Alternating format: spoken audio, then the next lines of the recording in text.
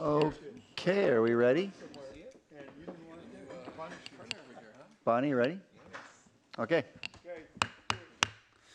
Calling to order the Malibu Planning Commission regularly scheduled meeting for Monday, June 19th. Can I have a roll call, please, Kathleen? Commissioner Jennings? Here. Commissioner Mazza? Here. Commissioner Euring? Here. Vice Chair Marks? Here. Chair Pearson? Oh, here. You have a quorum.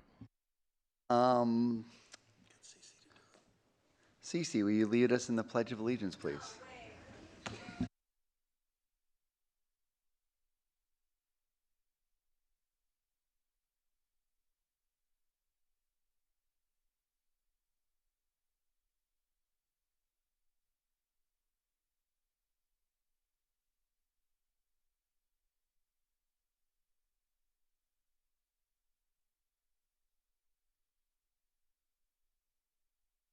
Well, I hope one of the local papers reports on that.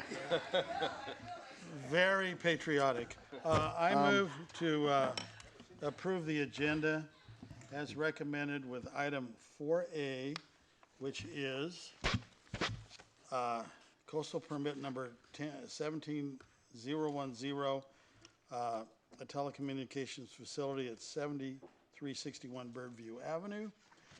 Continue to 717, item 4B, which is a coastal development permit number 17-009, 6952.5 Fern Hill. Another wireless communication. Another wireless communication. Item 4C, coastal development permit number 17-008, another wireless communication facility at 29180 South Gray Fox. Item 5A, and those are all to 717. Item 5A, how come we don't have any paperwork on that? It's right Oh, here it is. 5A is continued to 717. This is a coastal development permit number 15-063 at 28885 Cliffside Drive. And item 5D continued to 717. Is that, do you want to read what it is? Yes, I am. Okay. Coastal Development Program Amendment number 16003, an application to change land use at 5603 and 5699 Tuna Canyon Road. Do I have a second? Second. Okay. All in favor say aye. Aye. Okay, so moving forward. Bonnie, did that get it into the record correctly? Okay, excellent. Can I have a report on the posting of the agenda, please?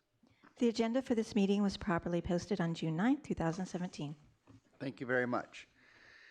Do we have any written or oral communications from the public?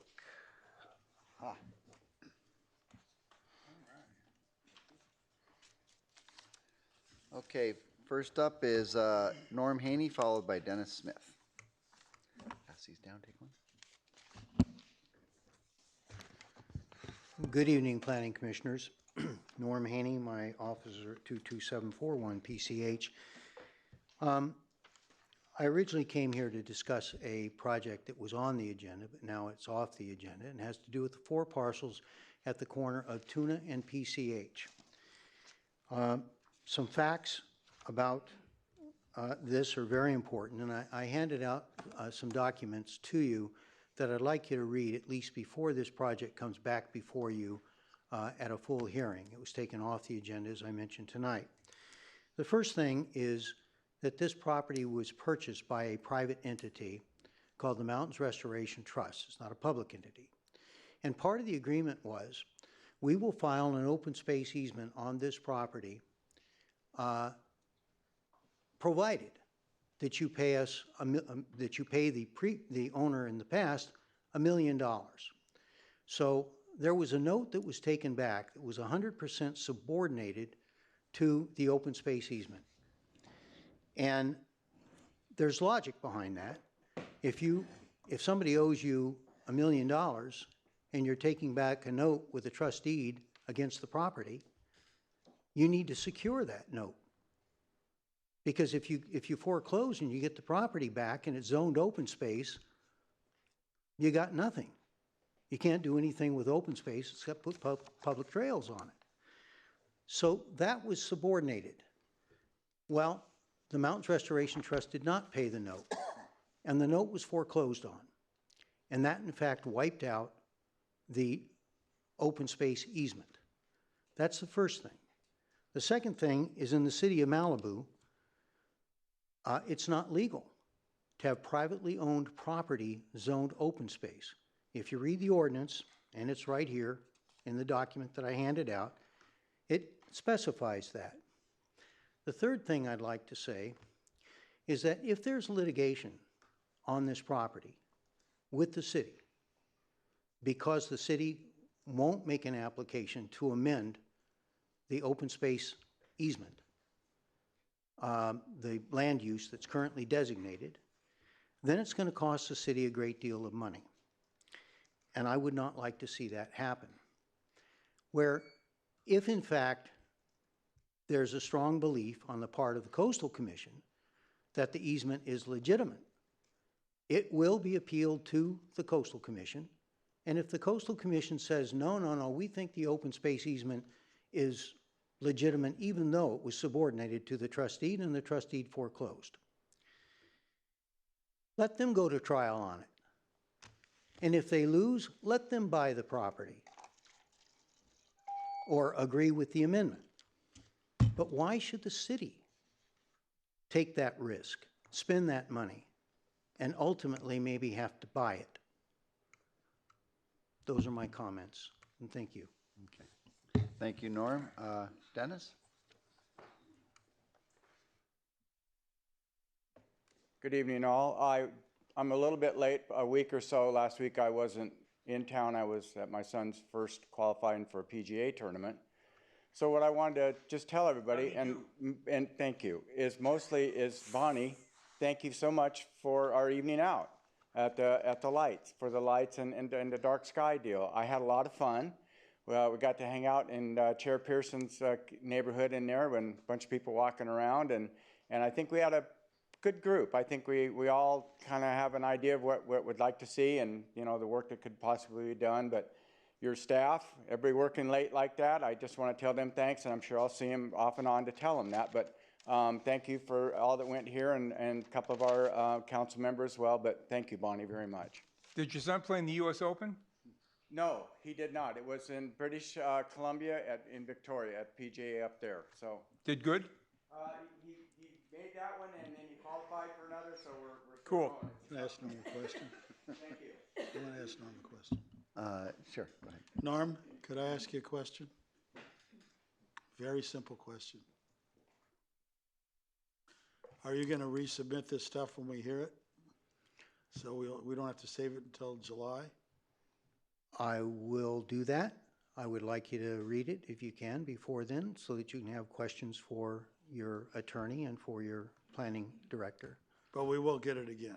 You will get it again. Thank you. Thank you very much. And was it sent electronically also, do you know? Or just physical?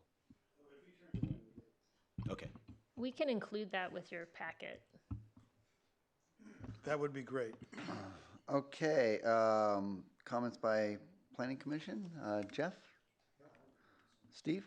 Just a couple questions. The Memorial Park is going to be appealed to the city council. When that happens, are they restricted to dealing with just the issues in the appeal? Or is this like a meeting where they can explore anything? I'm just trying to figure out how much popcorn I should bring if I want to attend that meeting.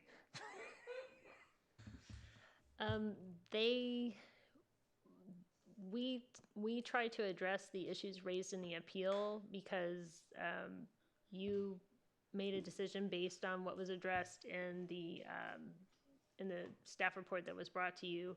That will be included with the agenda report. So that is what we mostly focus on in the new report that we prepare for council. However, council can, it's basically an application before them. It's a de novo meeting. They can go anywhere they want to go.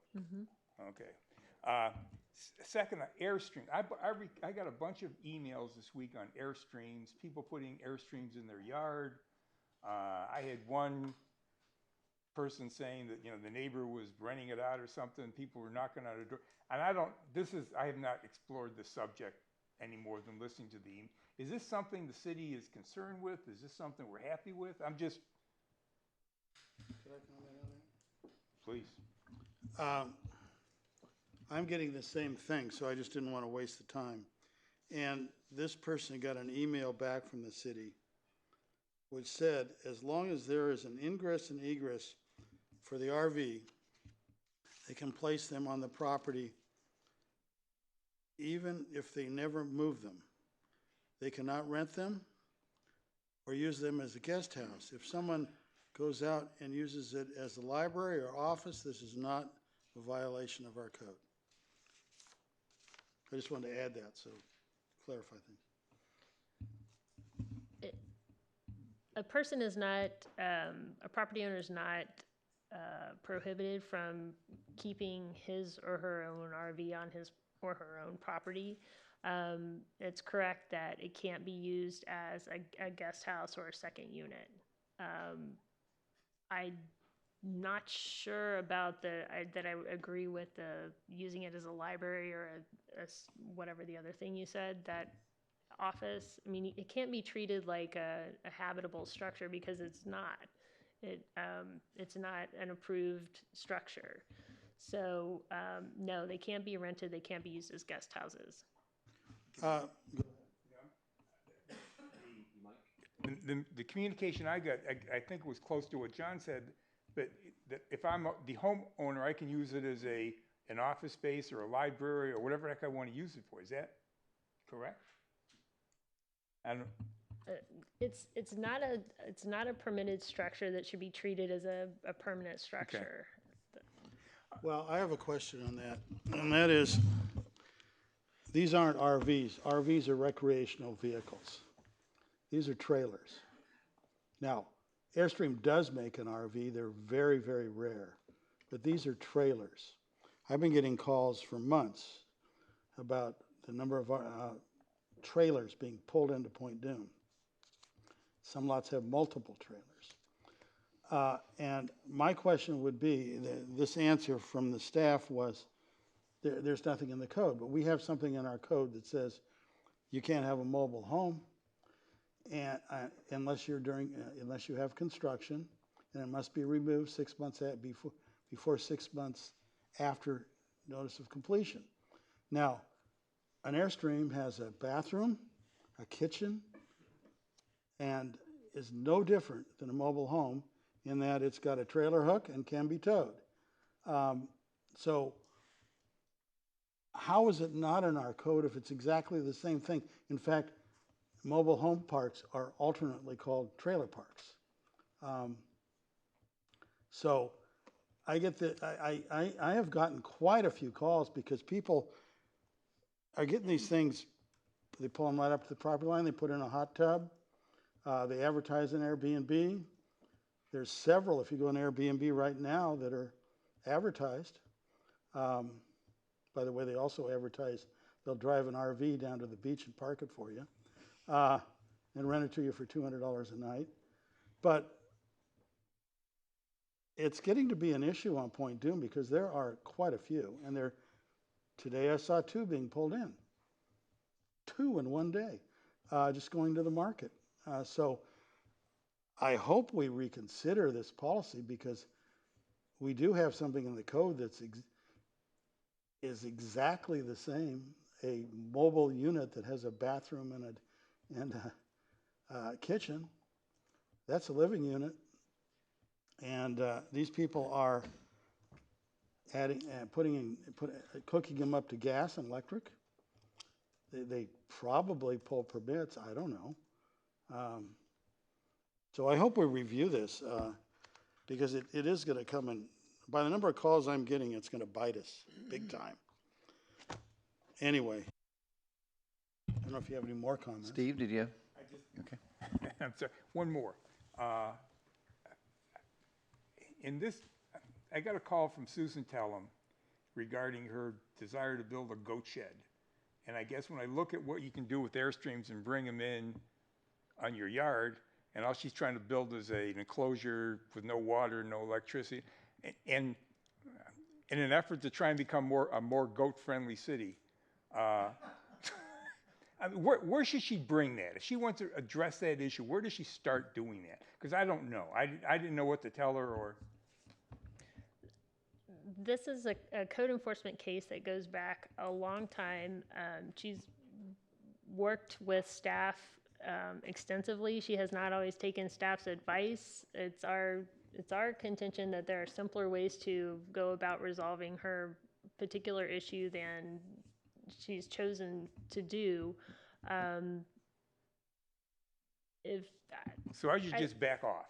Well, I feel like we're spending a lot of time working with her and trying to find solutions. If So. you got it, that's fine. Okay. That's all I need to know. Thank you very much. I have another comment. Commissioner Euring, I also want to clarify about the appeal you mentioned earlier about the memorial park, that the discussion is going to be limited by what the issues they bring. That's what needs to be ruled on by the body, but they do take new evidence, as Bonnie said, so other new evidence will come into play. But those are the issues raised on the appeal are the ones that need to be decided on by the council. Okay, now I have another one, and this one's, I think, a lot more serious, and that is, I took a vacation after quite a while, and I came home yesterday in a limo on Coast Highway at 3 o'clock, and I was absolutely appalled at how many code violations I was watching as I went by. Restaurants out in the parking lots and people renting stuff they weren't, and all kinds of stuff. But what really got me was going by the Nobu Roku Tide Pool Gallery and looking at the people diving into the pool and going online and seeing people having food service and drinks and finding out that they have applied for a license, an ABC license without a CUP. And I went through the hearing where we said, okay, you can build a pool, but you can't use it. So they've been on notice for 1.5 years, and day one, when they open, they do this. To me, this is Beau Rivage times 10. And so I'm going to ask for a consensus of the council, or the commission, to set a revocation hearing on Nobu Roku. Because we're dealing with the 2 other properties at the same time. We can't take that action right here. You can set it for the next agenda to discuss revocation, but we can't take action since it's not on the agenda. Well, that's what I meant. Okay, so I would like consensus to put it on the next calendar to discuss setting a date for revocation. I also want to get clarification. There are 2 separate properties, as you know. The Nobu Motel is technically a motel, is on 22752 PCH, and then the Tide Pool property is the next parcel, 22762. Both have CDPs, so I want to make sure we understand. Well, what I'm saying is the CUP for Nobu Roku. They actually don't have a CUP. It was a legal non-conforming motel. Okay, well, they got a remodel. They have no legal rights to operate off premises, and they are operating off premises. And we have open code enforcement on that, and that is in the process. Okay, well, I want to be more than open code enforcement. Summer's here. If that pool's got water in it tomorrow, they're violating. And also, then I would also like consensus on, there is no CUP, I assume, in the Tide Pool Gallery.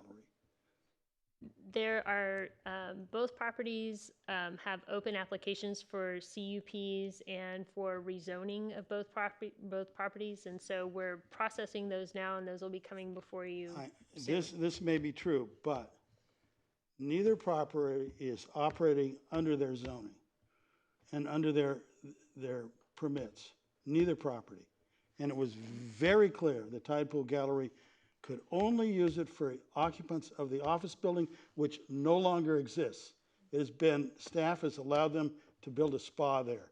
And I am be shocked if they're not using it as a spa right now. Now, they were using the whole parking lot for overflow parking. I don't know where that was from, but they're not allowed to park off-site without a variance. So they are violating so many things. I don't want to leave it up to staff to enforce this, Because that application for rezoning was put in almost a year and a half ago, and it hasn't come to us, That's because the applicant has not provided a complete application yet. which is more reason for them not to be able to use that building, except for an office building, which is what they're zoned for. Now, if they want to have a swim club, they have to have a nonprofit, and it has to be for the neighborhood, not for their hotel. That's what the code says. So I'm asking consensus to at least bring it back. Bring it back, you bring it back for discussion, for an update For, on it? 'Cause I want don't a think- if revocation of there's- something. If there's no CUP, we don't have anything we could revoke. You don't have any, so I could go up and open a whorehouse in a building, and if I didn't have a CUP, fine with me. No, you'd be a code enforcement action, since it wouldn't be a revocation of a CUP, it'd be Okay, a then violation I of would the like to see code. at the next meeting if they're shut down or not. Code enforcement action has the ability to shut something down. I think we can provide an update about the enforcement action there, but there's limits to that since it's an open action right now, but there can be an update on it, right? Do I have consensus? Do I have consensus? I'm following you and I'm not following you. I get what you're saying, but I'm not sure that it works that way. I don't know. Are we allowed, we're not allowed to set our own agenda that way, are we? Sure. On something that's not before us? Yep. Can we at least ask it come on with the other two properties? So they're all considered at the same time, publicly announce that and just get it all in the same plot? Because we're gonna consider revocation in that set hearing. We can ask for anything to go on our calendar. You can ask for an update about, you know, code enforcement about the property. If you have a question for staff, they can provide an update at a future hearing. Well, let's get an update from code enforcement next meeting in terms of where this thing stands. Was that help you, John? Yeah, and I'd also like an update from Trevor on what we can do about a violation of city. Now, I do know that if it provides a nuisance, we have the right to shut them down, and it is a nuisance. It really depends upon who you mean by we. We have a restricted role here. The planning department and code enforcement works for the city manager. The city manager works for the city council. The city council has the power to do whatever they want to in terms of code enforcement, in terms of within the law. We don't. We have our own little ambit that we make decisions here on applications. We rule on CUPs. We revoke CUPs. We do not have general plenary jurisdiction to go wandering around correcting code enforcements as we find them. Let me ask you this. We have the requirement in our municipal code to have CUP reviews every 20 years. And we were going through all the restaurants in town, or they have to get a CUP after 20 years of operation, I should say. The amortization? Okay. Right. That's way past on that motel. It's 7 years past, too. I think there was a moratorium on the amortization, wasn't there? Yeah, the council directed us to process CUPs for properties that don't have them as they come in with changes of use. And didn't this come in with a change of use? Yes, and they Okay, can't that's have, one. and they also came in for an extension of the amortization period to allow for an amount of time that they could accomplish the rezoning they need in order to even apply for a CUP, because right now their zoning doesn't allow for the motel use. So they're in violation of the zoning code. They're not technically in violation of the zoning code because it was a legal non-conforming motel, and they've continued that operation. Well, Tide Pool is not a motel. Tide Pool's an office. I'm just talking about the motel property. Okay. You're right, the Tide Pool property is a whole separate property, and it should not be part of the motel operation. Right, so what I'm after is we went through with Beau Rivage, I don't know where that stands now, but we That'll be went coming through to you at the next several meeting. years of them just telling us to go stick it, basically. And I don't see why we should, in this case, it was never clearer than it was. I at think that we hearing. have consensus to have them come back with a report next meeting. I think we're there. I do want to clarify one thing. I just want to give an example, because this Saturday night, our neighbors rented their house again. So around 11 o'clock, my wife and I put in a movie, tried to just sleep through it. 1 a.m. we said, okay, this sucks. Called the police, shut them down. So it was a nuisance, and we shut down that party.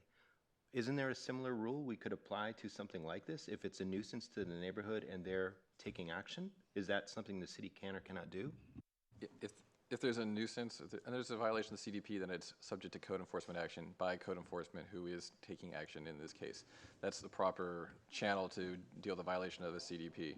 But to Jeff's point, I mean, we as a kind of a body don't really have the power to kind of shut something down per se. We're not a code enforcement body. Right. You know, we have limited review power of CUPs, conditional use permits, and there's provisions in there for revocation when there's a conditional use permit at issue, but there isn't provisions for revocation of a CDP in a simple. But to be clear though, so my parallel being, my personal life was impacted, I called the police, they shut it down to fix my personal life problems. These neighbors are having personal life problems because of how this thing is being run. Can the sheriff not be called in to take similar action, or is that? Of course, the sheriff can call them. Yeah, if there's a nuisance or a violation of the law, they can call the sheriff, they can call code enforcement. Either of those would be entitled to take action. Okay, thank you. Last question from me. Is code enforcement entitled to ignore municipal code? They're entitled to ignore the municipal code. There is prosecutorial discretion in the city, so every single violation does not need to be pursued to the same extent. Otherwise, we could spend all of our code enforcement resources, attacking signs or attacking jaywalking or things like that. There is discretion to which priorities to attack first or with more resources. Chris, did you have anything else? No, that was all, thank you. I just compelled to add to this now. I understand John's frustration. He and I visited that site together when they wanted to do that project, and it was, without overly judging, it seemed pretty clear they weren't building a swimming pool for the office as they claimed to our face. And we said, listen, why don't you just be honest what you're doing and do it right? So it was so obvious. It was without judging if we were wrong, but apparently we weren't. So I understand his frustration because we had long, friendly, direct conversations with them at the time that we were there. And as sadly we thought might happen, they just clearly didn't care at all and violated instantly, as far as I can see. All right. And now, no, I don't think we need a vote. We have a consensus on that. Bonnie. If Parker will put up my slides. There we go. So I wanted to just make a couple of announcements.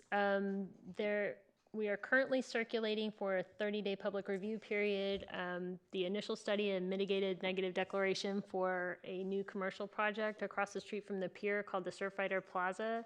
The 30-day comment period ends on July 19th.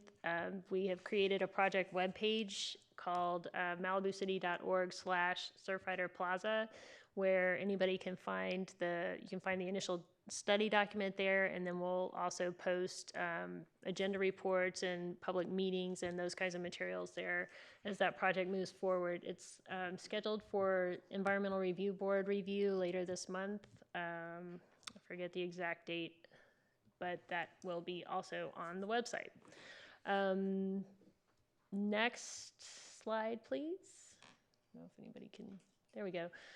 The Planning Commission is going to hold, because there's only one meeting scheduled for July, the commissioners have generously agreed to be available for a special meeting on July 24th because we have quite a number of projects that are ready for a hearing.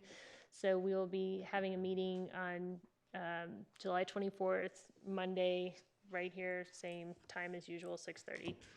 I also wanted to mention that there's been a lot of discussion about neighborhood character as a concept, kind of coming out of a appeal hearing that the city council they heard recently and continued to a future date. We'll be bringing an item to your next meeting on July 17th to discuss neighborhood character.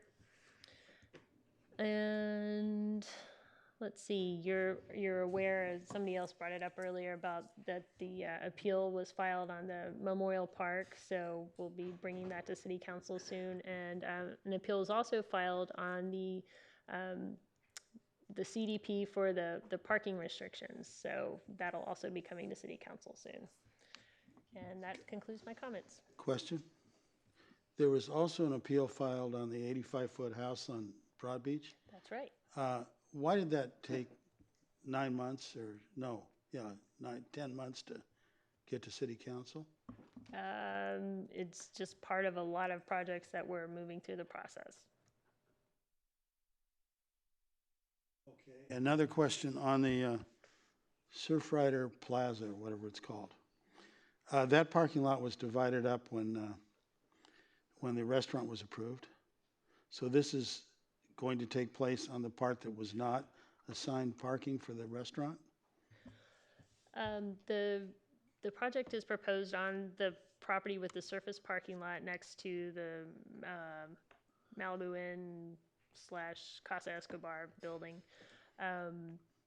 The project includes the parking spaces that are needed for the Malibu Inn building. They've incorporated that into the project. Okay, and then just another compliance issue. That parking lot is currently being rented to the public for beach access, but it's been assigned to the restaurant for use. That's not kosher, is it? It was done under a conditional use permit. The use of the parking with the Malibu Inn. So when they rent it out to somebody else, which the code specifically says you can't do. Right. The whole lot isn't conditionally No, just for Malibu Inn, though. no, but the whole Yeah. lot's for rent. Right, yeah.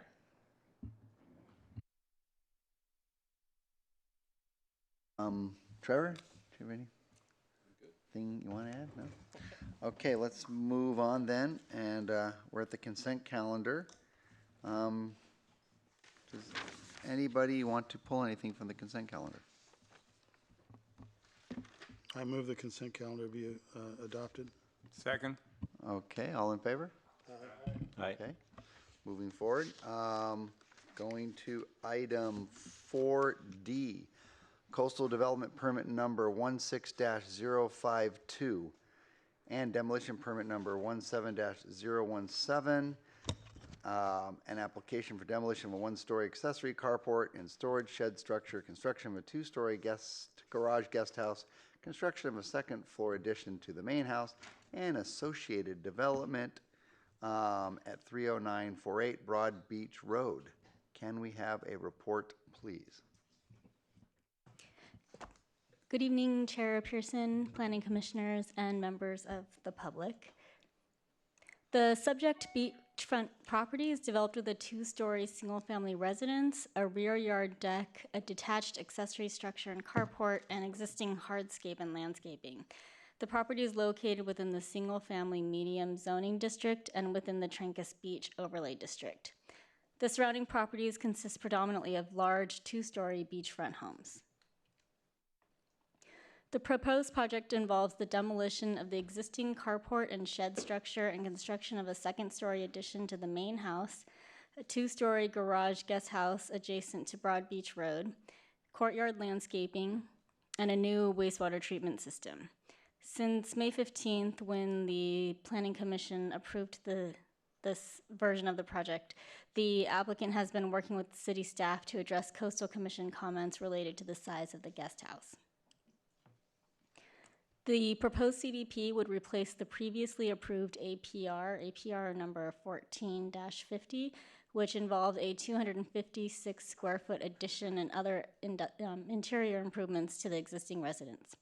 As shown in these story pole photographs, the previously approved APR improvements are currently under construction, and the proposed addition would occur within the existing main house building footprint. The proposed two-story garage guest house would be located adjacent to Broad Beach Road with a massing and location similar to the garage guest house structures located east and west of the project site. As seen in these photos, the proposed improvements would not be visible from the beach. The story poles are not visible. All improvements would occur landward of the wave uprush limit established by the wave uprush report. The improvements would also be consistent with the applicable development standards, and construction would occur outside of the flood hazard designation. No structural modifications to the existing exterior walls of the main house are necessary to support the second-story addition. The 690 square foot addition to the main house includes 2 bedrooms and 3 additional bathrooms and would extend the existing roof elevation further landward above the existing single-story portion of the residence. The existing main house includes a slightly non-conforming view corridor, as the existing view corridor between the eastern wall of the residence and the eastern property line is 3 feet wide instead of 4 feet wide based upon the parcel's 40-foot width. The view corridor along the western property line meets the minimum 4-foot width. The proposed second-story addition to the main house would not affect the existing view corridors running parallel to the property lines. The encroachment into the eastern property line view corridor is limited to a 1-foot wide portion of a roof eave gutter that is located approximately 9 feet above the existing main house finished floor elevation at approximately 1.8 feet above Broad Beach Road. This minor encroachment would not block blue water views from Broad Beach Road and is set back approximately 96 feet from Broad Beach Road. Because the view corridor nonconformity would not be affected by the proposed main house addition, would not block blue water views, and would be consistent with applicable code standards, it is allowed to remain. The proposed garage guest house would be sufficiently set back from Broad Beach Road and would provide a view corridor through each side of the proposed structure, exceeding the 4-foot requirements by over a foot on each side.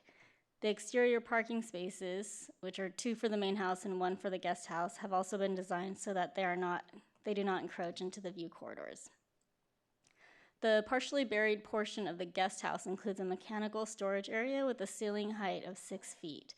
To eliminate the potential for future expansion of the mechanical area into more usable square footage, the applicant proposes a concrete floor and ceiling. The mechanical room is a crawl space and is not a basement, does not meet the definition of a basement. The ground floor of the garage guest house now includes a small home gym and 2 enclosed parking spaces for the main house. The side yard vestibule entrance to the gym and enclosed parking spaces also provide access to an exterior staircase leading up to the second-level guest house. The roof, terrace, and attic space are also accessed from an interior and unconditioned stairway. The attic space is also designed with a height not to exceed 6 feet and will house the structure's air conditioning units. As shown in the guest house elevations, the proposed structure height would not exceed 28 feet as measured from the centerline elevation of Broad Beach Road. The requisite view corridor would also be provided. As shown in the guest house elevations, the proposed structure height would not exceed 28 feet as measured from the centerline elevation of Broad Beach Road. The project complies with LIP section 3.6 concerning height on beachfront lots. Heights on beachfront lots is determined to be the vertical distance from the lowest recommended finished floor elevation on the ocean side as defined by a licensed civil engineer, and the vertical distance is measured from the center line of the road on the land side. The proposed garage guest house is detached from the main residential structure. Therefore, the apportionment of the building height was based upon half the total distance between the most landward wall of the guest house and the most seaward wall of the main residence. The entire proposed guest house is located within the landward half of this distance, and therefore the guest house height was limited to 28 feet as measured from the centerline elevation of Broad Beach Road. The existing main house height would not be increased by the proposed addition. The landscaping has been reviewed and approved by the city biologist, and to ensure that the required view corridor is not affected by the proposed planting of olive trees along the eastern property line, condition number 60 was included to limit the height of the olive trees to approximately 7 feet, so they do not extend beyond the centerline elevation of Broad Beach Road. The Environmental Health Administrator reviewed the new wastewater treatment system design and confirmed that the proposed system conforms to the OWTS standards of the LIP as well as the Malibu Plumbing Code. In order to meet LCP requirements, advanced treatment will be provided in subgrade tanks adjacent to Broad Beach Road. The subject system will meet all applicable requirements, and an operating permit will be required. One piece of written correspondence was received from the California Coastal Commission with concerns regarding the size of the guest house, and therefore the applicant did revise the project as you are reviewing tonight. The project is consistent with all applicable development standards, except for a legal non-conforming main house view corridor, which not be affected by the two-story addition. And the Coastal Commission design issues have been addressed and all appropriate findings can be made. With that, staff recommends adoption of resolution number 17-26 approving CDP number 16-52. That concludes my presentation. Okay, thank you for the report. Disclosures, anyone? Commissioner Mazza and I visited the property prior to the time that he redesigned but visiting the property gave me a good perspective once I read the new plans, so I understand what he did, but didn't learn anything that wasn't in the staff report. To be brief, ditto. I visited the property today, didn't learn anything new. I visited the property last week, met with the head developer guy, contractor, great guy, and didn't learn anything not in the report. Questions for staff? Questions? Okay, do we have, we can open the public hearing then. It's open. Do we have any speaker slips? No speaker slips. Does anyone wish to address us on this item? Okay, seeing no one, we will close the public hearing. Back for discussion or a motion? I move we approve the project as staff recommends. I'll second. Can we have roll call, please? Commissioner Mazza, Yes. Commissioner Euring, Yes? Commissioner Jennings, Yes. Vice Chair Marks, Yes. Chair Pearson, Yes. motion carries. Okay, that was complicated. Now we are going to item 5B, conditional use permit number 17-002, an application permit the continued sale of beer and wine at the existing market at the Malibu Beach RV Park at 25801 Pacific Coast Highway. Can we have a staff report, please? Yes, good evening, Chair Pearson and members of the commission. The next item on the agenda is conditional use permit for Malibu Beach RV Park to continue the sale of beer and wine at the existing on-site market. The subject property is approximately 18 acres located on the inland side of PCH at 25801 PCH. Malibu Beach RV Park is located in the recreational vehicle park zone and supports on-site RV parking and a market for visitors of the park. The sale of beer and wine has been and will continue to take place within the existing on-site market and is limited to the guests of the park. The surrounding zoning consists of public open space to the north, south, and east, rural residential 20 acre to the west, commercial neighborhood immediately adjacent to the east, and commercial visitor serving one to the west. I'm sorry. These are small parcels that are developed with restaurant uses. There are no single-family residences in the immediate area. The Malibu Beach RV Park has been in operation since 1975 pursuant to a valid CUP approved by LA County Department of Regional Planning, and thereafter with a CUP approved by the City of Malibu City Council in 1993. The existing market is 957 square feet and jointly functions as the check-in office for the guests. It is located at the entrance of the RV park. This application does not propose any development or changes to the use. When the city incorporated and adopted the Malibu Municipal Code, the RVP zoning was created to capture the existing RV park on the subject parcel, recognizing it and the associated development, including the on-site market. The RV park is a permitted use per the MMC, and a conditional use permit for the continued operation of the RV park is not required. A CUP is required for pursuant to the General Plan Land Use Implementation Plan, Measure 73, for the sale of alcohol for off-site consumption. The Malibu Beach RV Park proposes to continue business as usual. The market sells standard convenience items like aspirin, snacks, soft drinks. The alcohol sales have been secondary to the convenience items.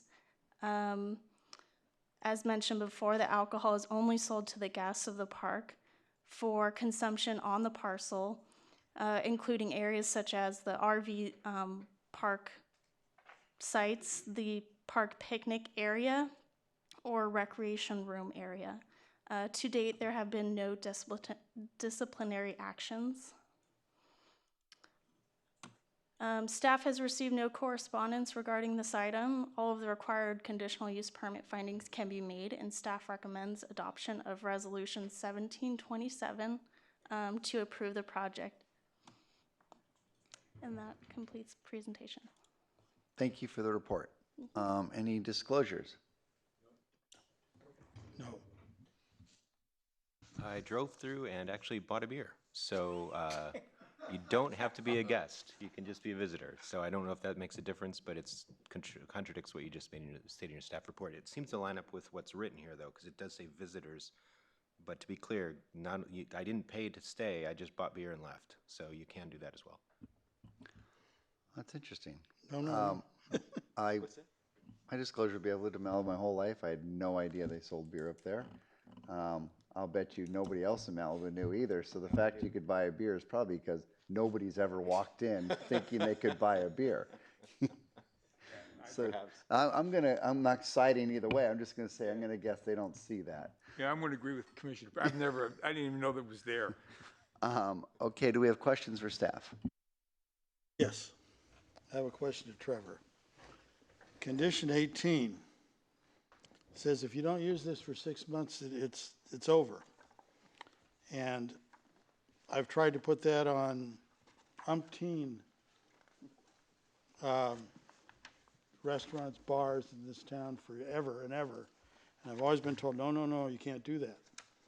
Now, I don't know why we can't, but I'd like to put it on everyone in the future. So I want to know if anything's changed or anything else. Also, I've always been told that CUPs are forever because our municipal code doesn't deal with it, but in this case, they aren't forever. So what's going on? I think this is a standard condition that I've seen before, isn't that? Yeah, and I was just looking it up, and of course it's taking a minute to load. So if you want to proceed to the next question. Sure. You're right, John, that CUPs do run with the land and not with an individual applicant. So once one's in place, whoever moves into that property would take on those rights and be able to continue that.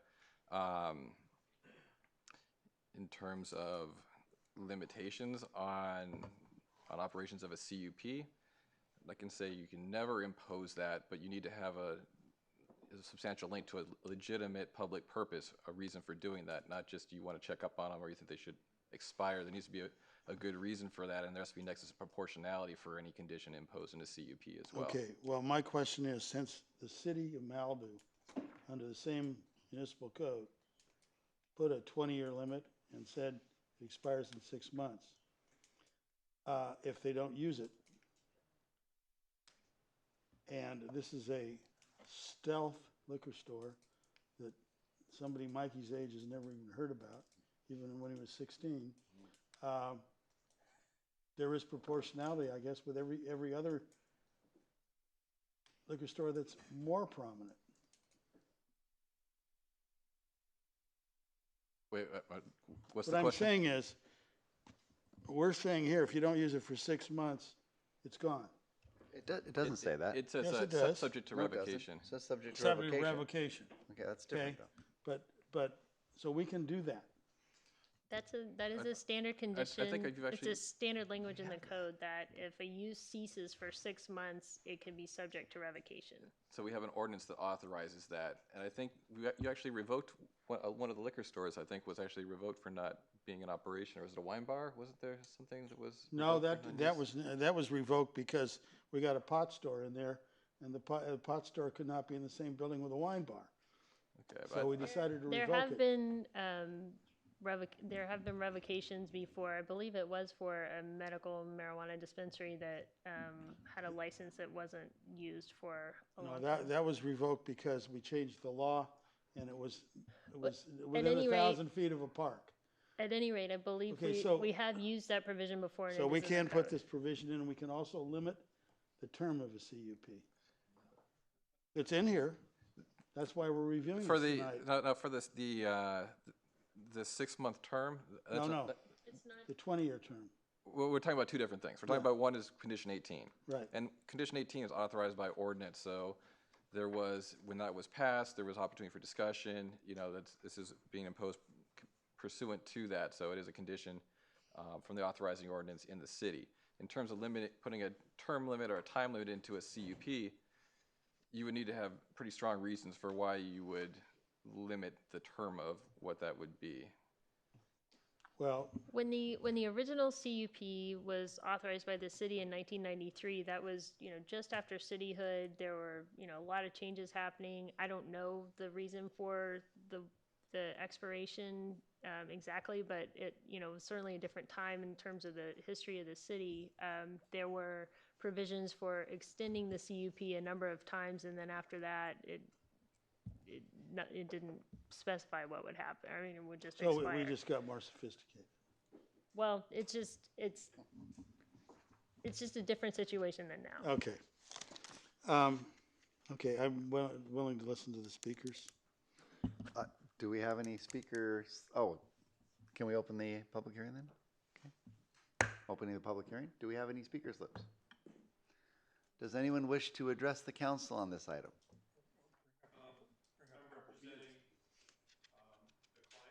You have to. You have to come up to.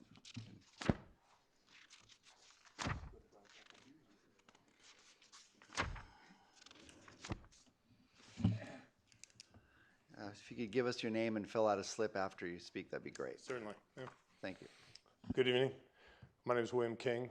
I'm the architect for Mariposa, and this is one of the projects I'm working on, basically the review and reapproval. There's not much. We were out there with Jamie, walked the site. I think it's fairly open. There are very few people that come in. There was a question here about who can buy beer. They're very strict. You have to have a license. They may have confused you with somebody who is actually already on site, staying there, but I think there are no issues. It's been in existence since '75. They've had no problems with police, no problems with people. It's self-policing.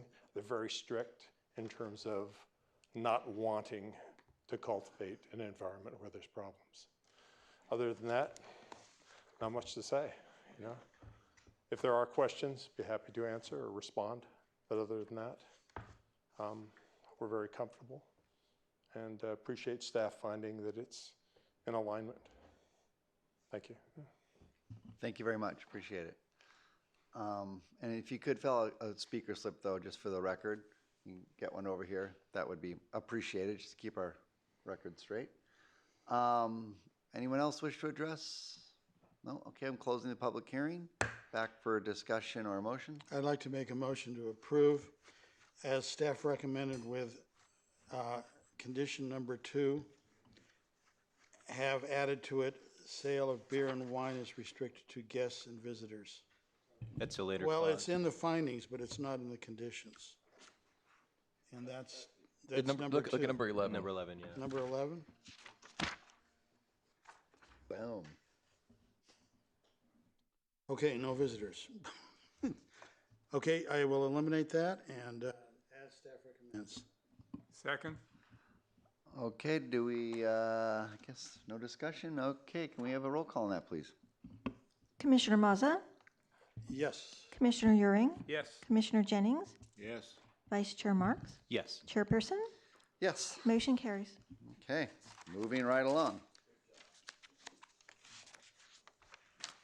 It's moving so fast I can't keep up.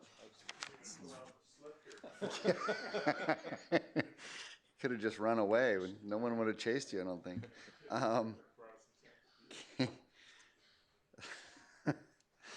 Now we're on to item 5C, coastal development permit number 16-030, demolition permit number 17-016, and code violation number 17-006, an application for the installation of a new alternative on-site wastewater treatment system after the fact remodel and associated development. May we have a staff report, please? Good evening, Chair, members of the Planning Commission. The project you have before you tonight is an application for the installation of a new wastewater treatment system, the after-the-fact remodel, and associated development at 23402 Malibu Colony Road. In 2016, a code enforcement case was opened on the subject property for a failed septic system and unpermitted remodel. The current application addresses the outstanding violation, and once approved, the code violation case will be closed and the applicant may proceed with improvements at the subject site.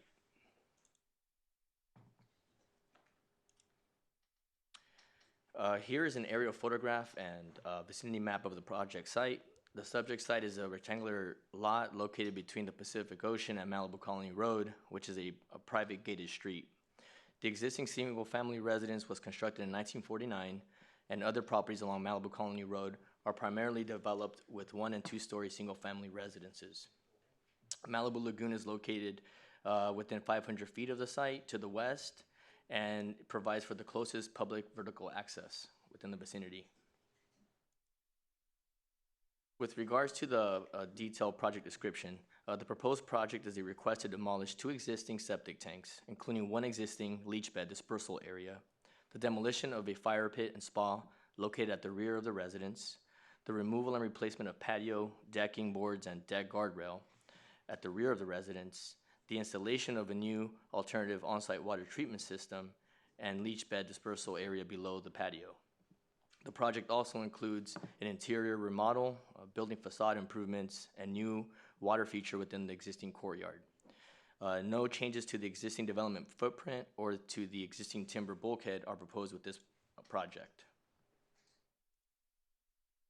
Here you have the proposed demolition plan.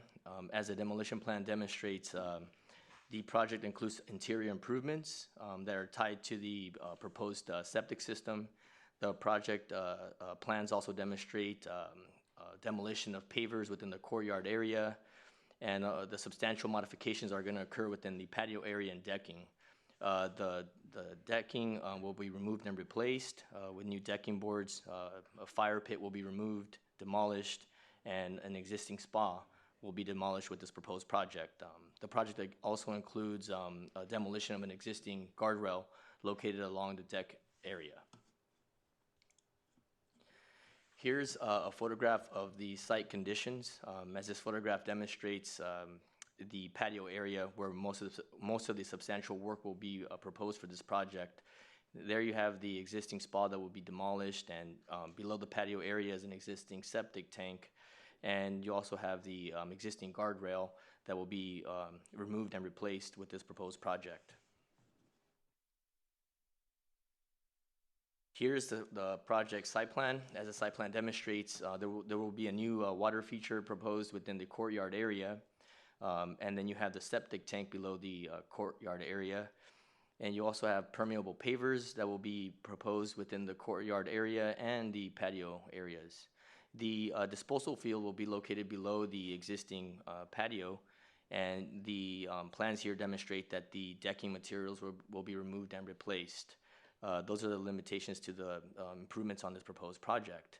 The exterior remodel is limited to the existing development footprint, and the project plans demonstrate that the proposed remodel will not affect the existing foundation, and no additions or expansion to the existing structure are proposed at this time. Furthermore, the proposed project has been reviewed by the city coastal engineer to demonstrate that the demolition and construction of a new wastewater treatment system will not affect the existing bulkhead at the site. As proposed, the project conforms to the beachfront residential development standards and has been determined to be consistent with all applicable LCP code standards and policies. In closing, staff recommends that the Planning Commission adopt Resolution 17-36, approving CDP 16-030 and demolition permit 17-016. That concludes staff's presentation. I'm available for any questions. Okay, thank you very much for that report. Disclosures, please. Done. Commissioner, or Chair Pearson and I visited the site, didn't learn anything that wasn't in the staff report. None. Ditto what Steve said. Any questions for staff? Yes. John? Carlos, just looking at this building, it doesn't look like a 1949 building. Was there any reconciliation between the tax records on square footage and what's existing today?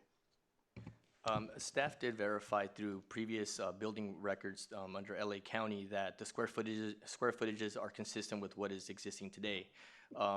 There may have been some site improvements through previous owners, but as of right now, what we have indicated on LA County record building permits and what they're proposing to this day, the square footages are consistent, and we don't know of any additions or expansions of this building as from the records that I have. Okay. Were the beach stairs permitted? The information that I have obtained from California Coastal Commission records demonstrate through the photographs that the stairs providing access to the beach were existing and have been existing for a while. I don't have the permits from the Coastal Commission demonstrating that this was approved under the original construction. However, there are subsequent plans in the early 2000s that demonstrate that these existing stairs were in fact existing and permitted at that time through building and safety permits. Okay, and my last question is pretty general. If they had gone in, I don't see anything on this house that's more than a remodel. So if they had gone in, and could they have gotten an over-the-counter permit to remodel the interior and the exterior? The wastewater treatment system is related to the remodel, and so that's why it was packaged all up together. But, okay, so if they hadn't had a wastewater system, we would never have seen this, right? Yeah, if something qualifies as a remodel and and qualifies for an exemption from a CDP, you would not see it. Yeah, that's right. Okay, and so this is another dumb question, but would you have required a new wastewater system under some kind of change in title or anything like that? Or could they have just waited 6 months and come in and gotten a wastewater system permit without all the rest of the stuff? Well, the environmental health division reviews remodels also, and so when they identify changes that would require an upgrade to the system, they'll indicate that. So that triggers it. A remodel would trigger a new system if you It had depends on the scale of the remodel. If you're There's a bit more of a story to this than just that. I'd love to hear. Well, I'll let Jamie tell it. How's that? So hang on, Jamie. We'll have you up here in a second. But then you'll understand. Okay. I'm just wondering why we're wasting staff's time and our time. Okay. So Jamie will tell us.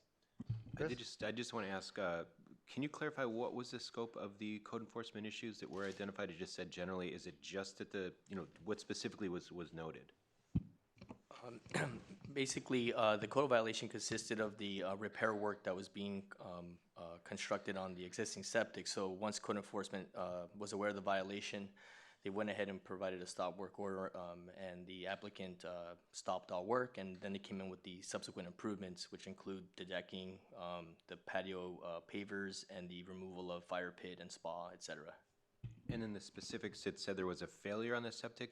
How did that impact anyone, or was there any kind of assessment done on that? Our environmental health department went ahead and assessed the failure, and again, all the proper measures were applied for the stop work on the septic system, and the applicant has stopped all work on the septic, and they came in with their actual permit and proposed plans to provide for an upgrade to the septic system. Okay, and then this kind of ties in with what John was saying as well.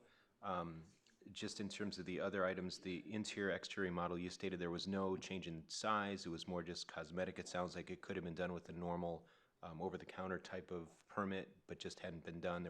Therefore, like all the notes you have about the size of the project, et cetera, that all reflects all work that's known to have been done on the project, right? Yes, staff tried to capture all the complete improvements proposed, so that way things aren't piecemealed, and we capture the proposed septic system and all exterior and interior improvements under this permit. Thank you. Okay, let's open the public hearing now. We have one speaker, Jamie. Says for questions only, but I think there's been a question posed. How did we get here? Good evening, Chairperson and fellow commissioners. My name is Jamie Harnish, and I represent the applicant of this property. To clarify some of the things that were said, and Carlos's staff report was very clear and accurate. The reason for the septic system failure was it actually was not a failure. Tree roots had grown into the entrance to the leach field. So tree roots were getting into the leach field.